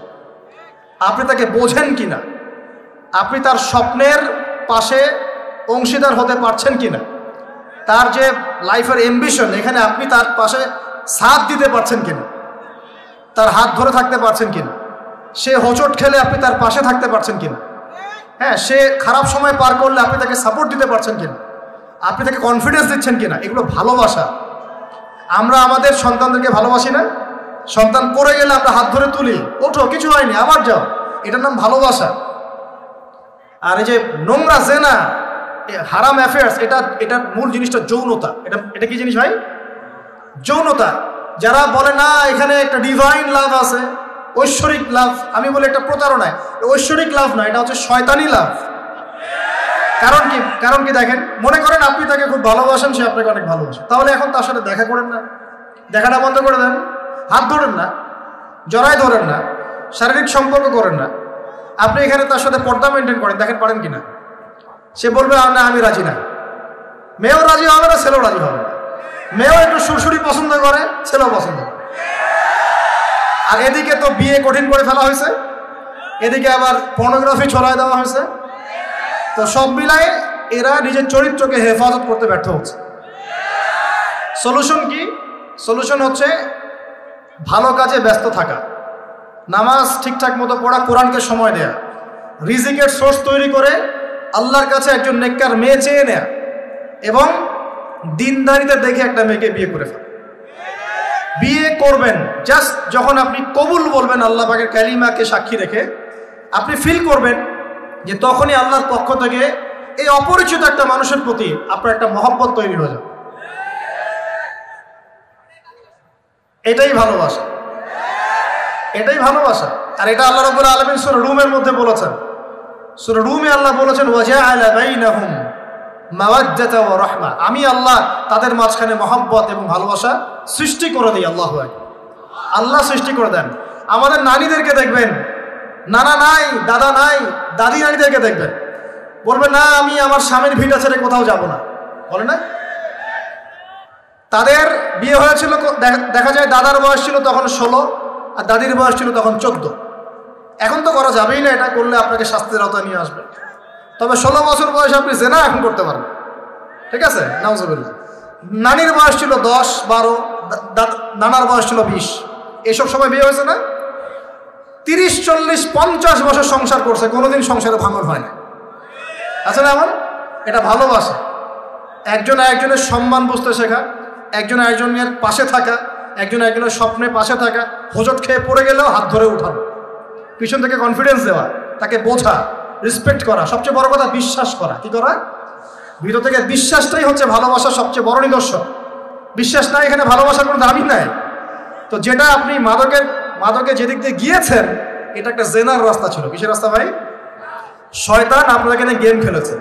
তো এই যে হয় সঙ্গদোষ, না হলে মেয়ের কারণে, অথবা দেখা যায় এমনি স্টাইল করার কারণে। খাই সবাই, আমি একটু খাই, সমস্যা কি? কেউ কেউ একটু গুন্ডা মাস্তানি করতে পছন্দ করে, হকি স্টিক নিয়ে দৌড়াদৌড়ি করবে। ওই যে বলেছে একদিন 4-5 জন 10 জন মিলে একটা ছেলেকে মেরে ফেলে দিল। মনে করলো যে খুব বীর হয়ে গেছে। 4টা 5টা 10টা ছেলে মিলে একজনকে মারার নাম বীরত্ব? সাহস থাকলে একজন মারামারি করলো না কেন? একজন করতো, দেখতাম কার কত শক্তি। এখন তো মেয়েরাও মেয়েদেরকে মারা শুরু করছে। মাশাআল্লাহ, সবখানে উন্নতি অগ্রগতি হচ্ছে। এটা নারী উন্নয়ন। এটা কি নারী উন্নয়ন না? হ্যাঁ, মাশাআল্লাহ। এখন এই জন্যই বলি যে কি বলবো, যে শিক্ষা প্রতিষ্ঠানে আল্লাহর ওয়াস্তে এইসব বন্ধ করে। শিক্ষা প্রতিষ্ঠান যারা চালান, আল্লাহর ওয়াস্তে এখানে পরিবেশ নিশ্চিত করেন। পড়াশোনা একটা পরিবেশ দরকার হয়। শুধু টিচার ভালো হলেই, সিলেবাস ভালো হলেই পড়াশোনা হয় না। একটা পরিবেশ লাগে, সুন্দর একটা পরিবেশ লাগে, যেখানে এ ধরনের প্রবলেম ফেস করে ছাত্রদেরকে হলে থাকতে হয়। সেখানে কি পড়াশোনা হবে? আল্লাহ পাক আমাদের সবাইকে বোঝার তৌফিক দান করুন। দেখুন, আবু জাহেলের যুগে মাদক ছিল, এই যুগে আছে না? আমি যে নসিহতটা করতে যাচ্ছিলাম সেটা শোনেন। সেটা হলো, সারা দুনিয়ার সমস্ত কষ্ট, সারা দুনিয়ার যত কষ্ট, দুঃখ এবং যন্ত্রণা যা আপনি নিজের মনে করছেন যেগুলো আমার, মাদক আপনার এই কষ্ট, দুঃখ, যন্ত্রণা নেভাতে পারবে না। কি নেভাবে? আমি আপনাকে ভাই হিসেবে পরামর্শ দেই, জাস্ট দুটো কাজ করবেন, আপনার সমস্ত দুঃখ, কষ্ট, যন্ত্রণা শেষ, মুহূর্তেই শেষ। 1 নাম্বার, সুন্দর করে ওযু করে মসজিদে গিয়ে আল্লাহকে সেজদা করেন, আপনার সমস্ত কষ্ট চলে যাবে। চলে যাবেই, আমি গ্যারান্টি দিচ্ছি 100% গ্যারান্টি, আপনার সমস্ত কষ্ট চলে যাবেই ইনশাআল্লাহ। আমাদের নবী যখনই কষ্ট পেতেন নামাজে দাঁড়িয়ে যেতেন। তুমি কষ্ট পেলে পেনশন ধরাও। যখনই নবী কষ্ট পেতেন, তার কষ্ট মনে হতো, খারাপ লাগতো, কোনো কিছু উদ্বিগ্ন, চিন্তিত হতেন, তিনি ওযু করে নামাজে দাঁড়াতেন আল্লাহু আকবার বলে। আর তুমি গ্যাস লাইটার বের করেই ব্যাস ধরিয়ে টান দেওয়া শুরু করো। অনেস্টলি বলেন দেখি, ওটা টানলে কি কষ্ট কমে? কষ্ট কমে না? পারে, আরো বাড়বে। যত আপনি জিয়ে রাখবেন তত বাড়বে। একটা মজার কথা বলে আমি আস্তে আস্তে শেষের দিকে যাবো, আলোচনা কিন্তু আর লম্বা হবে না, রমাদান দিয়ে শেষ করবো। শোনেন, এক ব্যক্তি খুব বেশি কাঁদে, তো ওই ব্যক্তির সামনে গিয়ে একজন একটা কৌতুক বলছে, কৌতুকটা বলছে, সেই ব্যক্তি বলছে আমি এই কৌতুক বহুদিন শুনছি, এই কৌতুক শুনে আমি অনেকদিন হাসছি, একই কৌতুক কতবার আমাকে শোনাও। তখন সেই ব্যক্তি বলছে, দ্বিতীয় ব্যক্তি, যে একটা কৌতুক শুনে যদি তুমি বারবার হাসতে না পারো, তাহলে একই দুঃখের কথা মনে করে বারবার কাঁদো কেন? কথা বুঝতে পারছেন না? ঘটনা তো গন, কে শেষ, ওটা আমার জীবন থেকে ওভার। ওর সাথে আপনার অতীতের সাথে আপনার এখনকার কি সম্পর্ক? এখনকার আপনি নতুন মানুষ, এবং সেটা গন, কেস শেষ। অতএব মাদক আপনাকে সুখ দিবে না। সেজদা, ওযু করে সেজদা মানে নামাজ, এবং 2 সবচেয়ে আমার সবচেয়ে ফেভারিট জিনিস, সেটা হলো আল কোরআন তেলাওয়াত। আল কোরআন অর্থ বোঝেন চাই নাই বোঝেন, আপনি তেলাওয়াত করতে থাকেন, মনের সব কষ্ট চলে যাবে ইনশাআল্লাহ। এমন একটা শান্তি ফিল করবেন, এই শান্তির কথা যদি ওই যে পশ্চিমারা জানতো না, তাহলে এখানেই বোম মারা শুরু করতে পারত। কথা বুঝতে পারছেন? আল্লাহ আমাদেরকে বোঝার তৌফিক দান করুন। 1 নাম্বার সবক, আবু জাহেলের যুগে কি ছিল ভাই? শিরক। আবু জাহেলের যুগে 2 নাম্বার কি ছিল ভাই? সুদ। 3 নাম্বার কি ছিল ভাই? 4 নাম্বার ছিল মেয়েদের অবমাননা। এটা আমাদের এখানে নাই। এটা নিয়ে আজকে আর কথা বলতে পারতেছি না, রুচি নাই, সময় নাই। সমাজের রন্ধ্রে রন্ধ্রে এখন মেয়েদের উপর নির্যাতন না? ধর্ষণ, জেনা, ব্যভিচার, পরকীয়া বাড়ছে না? বেহায়াপনা বাড়ছে না? ওই যে ছেলেদের পোশাক পরে মেয়েরা ঘুরছে না? নোংরামি, ফাহেসা কাজ বাড়ছে না? এই কারণেই তো ভূমিকম্প আসবে। এই কারণে কি আসবে? ভূমিকম্প আসবে। তো আমি তো জানি আসবে ইনশাআল্লাহ, কবে আসবে সেটা জানি না, কিন্তু যে পাপগুলোর কারণে এগুলো আসে এটা দেখা যাচ্ছে। আল্লাহ আমাদেরকে হেফাজত করুন বলি আমিন। নারীর অবমাননা সমাজে রন্ধ্রে রন্ধ্রে এখন। 5, একটা কথা বলি, অনেক সময় দাড়ি টুপি নিয়েও আমরা মেয়েদেরকে ঠকাচ্ছি। দাড়ি টুপি নিয়েও মেয়েদের সম্পত্তির অধিকার দিচ্ছি না, বোনের অধিকার দিচ্ছি না, মায়ের অধিকার দিচ্ছি না, স্ত্রীর অধিকার দিচ্ছি না, এগুলোও চলবে না। অন্যায় অন্যায়, সব ক্ষেত্রেই অন্যায়। 5 নম্বর, আবু জাহেলের যুগের মধ্যে ভাই গোত্রীয় হানাহানি, মারামারি, কাটাকাটি ছিল। আমাদের সমাজে নাই? বিশ্বের মধ্যে নাই? পলিটিক্যাল অঙ্গনে নাই? সমাজের মধ্যে নাই? ধর্মের মধ্যে নাই? এখন তো মসজিদও মারামারি করতেছে, তাই না? মাসআলা নিয়ে ঝগড়া করে আমি দেখেছি মসজিদেও মানুষ মার্ডার হয়েছে। মসজিদে আমরা ছোট ছিলাম, একসময় দেখেছি কোন একটা মাসলা নিয়ে ঝগড়া হয়েছে, 2 দল হকি স্টিক নিয়ে আসছে, মারামারি করছে। জিহাদ, এটা কি? আস্তাগফিরুল্লাহ। তো মসজিদেও, ধর্মতাত্ত্বিক ক্ষেত্রেও, অর্থনীতিতে, রাজনীতিতে, সমাজে, সব জায়গায় এখন গোত্রীয় হানাহানিটা আছে কিনা? এখন বলেন আবু জাহেলের যুগের এই জাহেলিয়াতগুলো বর্তমান বিশ্বের মধ্যে আছে কিনা? এই রকম জাহেলি পরিবেশেই কোরআন নাজিল হয়েছে, বলি আল্লাহু আকবার। তাহলে কেন এরকম পরিবেশে কোরআন নাজিল হলো? যাতে এই পরিবেশটা পরিবর্তন করা যায়, যাতে এই আবু জাহেলের এই জাহেলি পরিবেশটাকে দূর করে একটা আলোকিত সমাজ প্রতিষ্ঠা করা যায়। এজন্য কোরআন নাজিল হয়েছে, বলি আল্লাহু আকবার।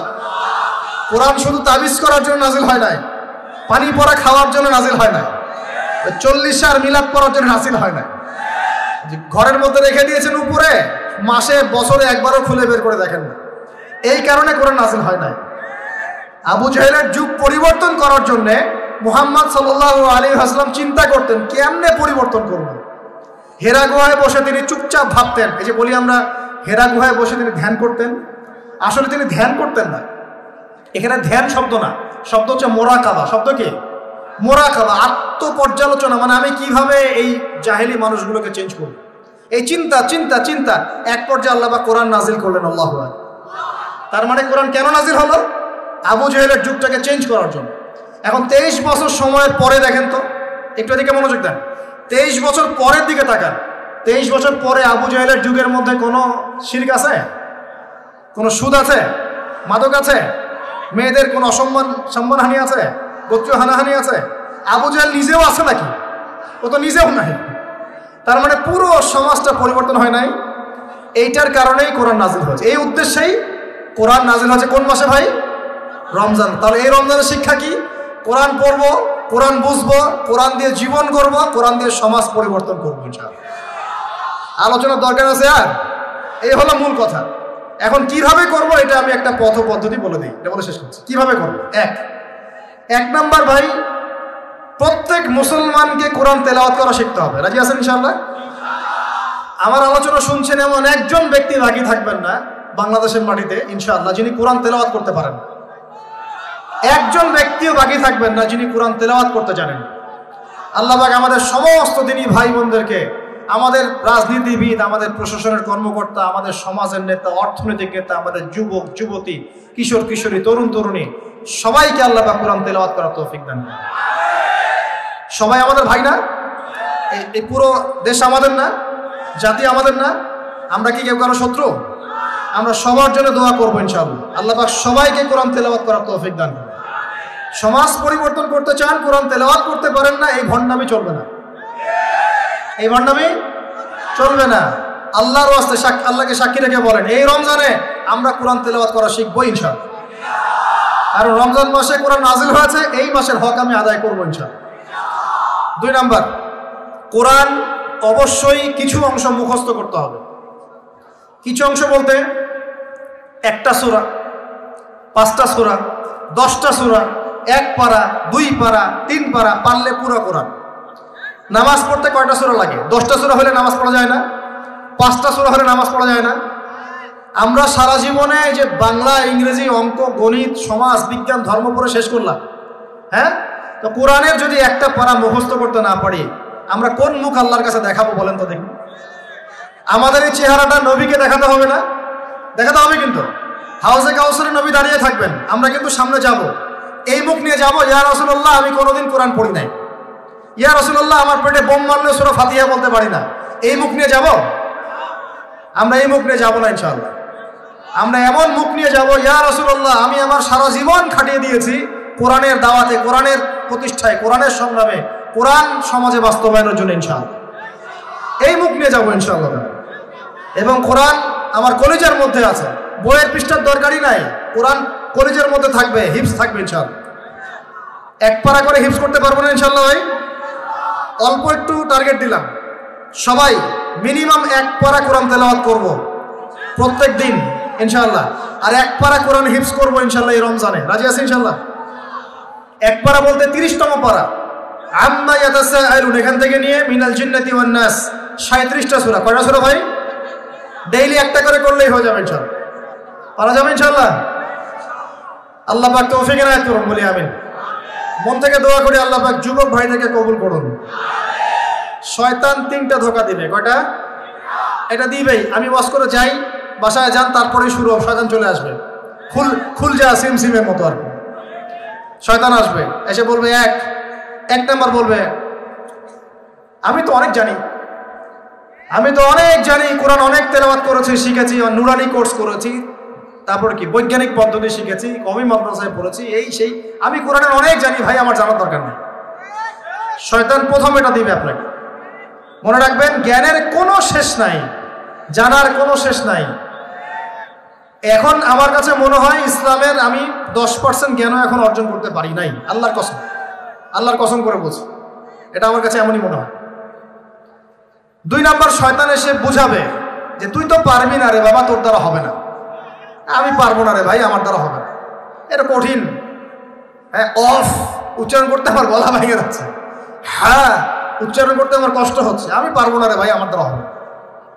এরকম বুঝায় না, আমার গলায় আমার আসে না, আমি পারবো না, আমার বয়স হয়ে গেছে ভাই, আমি পারি না। এটা শয়তান বুঝায় আপনাকে। আপনি পারবেন ইনশাআল্লাহ, আপনিই পারবেন ইনশাআল্লাহ। 3 নাম্বারটা মারাত্মক, এটা যুবকদেরকে বেশি বোঝায়। সেটা হলো, আরে এত তাড়াহুড়ার কি আছে, এখন অনেক সময় পড়ে আছে, পরে শিখে নিব।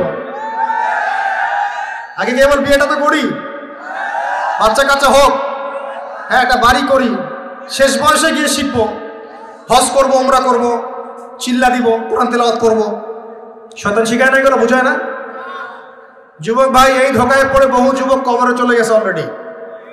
এই ধোকায় পড়ে বহু মানুষ এখন কবরবাসী হয়েছে। তারা আল্লাহর কাছে প্রতি মুহূর্তে একটাই কথা বলে, রব্বানা আবসারনা ওয়া সামি'না ফারজি'না না'মাল সালিহান ইন্না মুকিনুন। হে আল্লাহ, আমরা আজকে দেখতে পারছি, পরকাল আমরা দেখেছি, পরকাল শুনেছি, বুঝেছি। আল্লাহ, তুমি আমাদেরকে একটা বার খালি দুনিয়ায় ফেরত দাও, না'মাল সালিহান, আমরা সৎ কাজ করে আবার ফিরে আসবো। সব সময় বলতে আছে পরকালবাসী, এখন সব সময় বলতে আছে।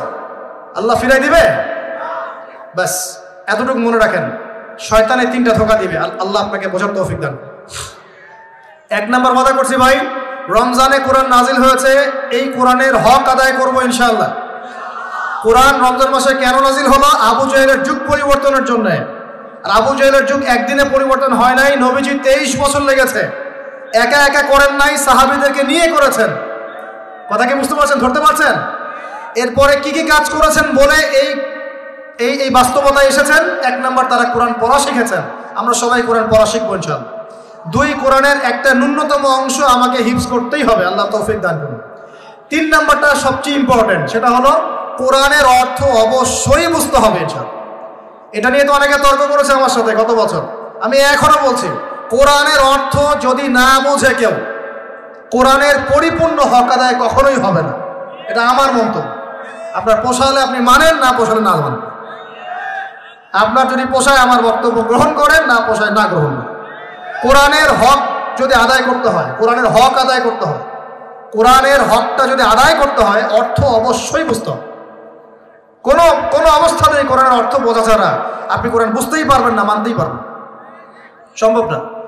আমি একটা এক্সাম্পল, অনেক এক্সাম্পল দিয়েছি এর আগের লেকচারগুলোতে, একটা খালি বলছি। আপনি মনে করেন আমি আপনার সামনে একটা আয়াত তেলাওয়াত করলাম, বিসমিল্লাহির রহমানির রহিম, আলহাকুমুত তাকাসুর হাত্তা যুরতুমুল মাকাবির কাল্লা সাওফা তা'লামুনা সুম্মা কাল্লা সাওফা তা'লামুন কাল্লা লাউ তা'লামুনা ইলমাল ইয়াকিন লাতারাউন্নাল জাহিম সুম্মা লাতারাউন্নাহা আইনাল ইয়াকিন সুম্মা লাতুসআলুন্না ইয়াওমাইযিন আনিন নাঈম। আমাকে অর্থ বলেন, কি বুঝলেন এই সূরা থেকে? আপনি কি বুঝলেন?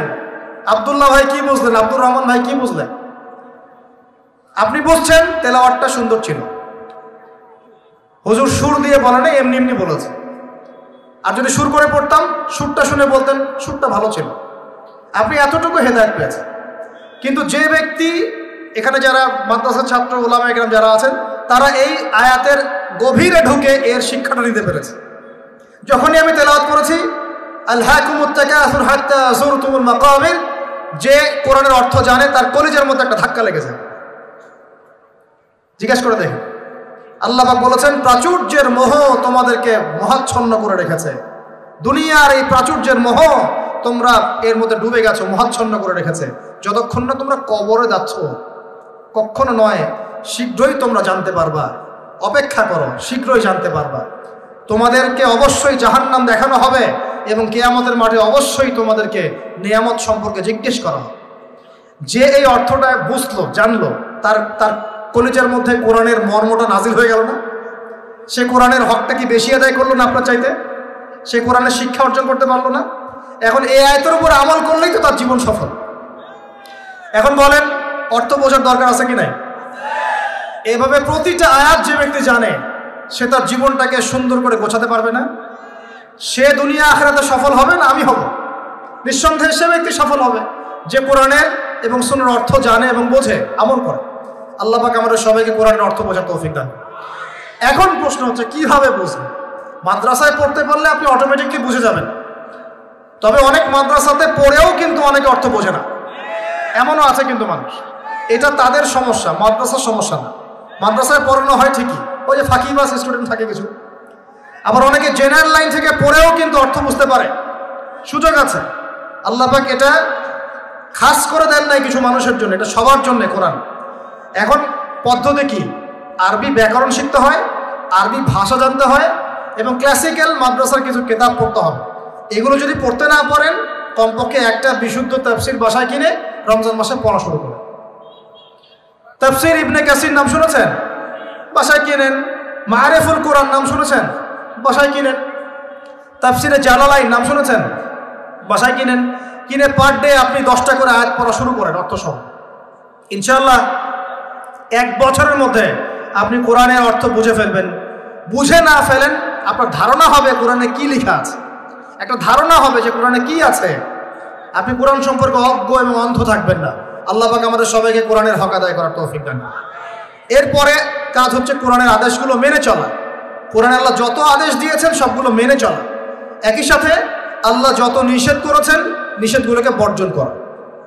এই কাজগুলো করার পর আমরা যখন কোরআনের দাওয়াত মানুষের কাছে পৌঁছে দিব, ইনশাআল্লাহ আবু জাহেলের সমাজ পরিবর্তন হয়ে মুহাম্মদ সাল্লাল্লাহু আলাইহি ওয়াসাল্লামের সমাজ হবে ইনশাআল্লাহ।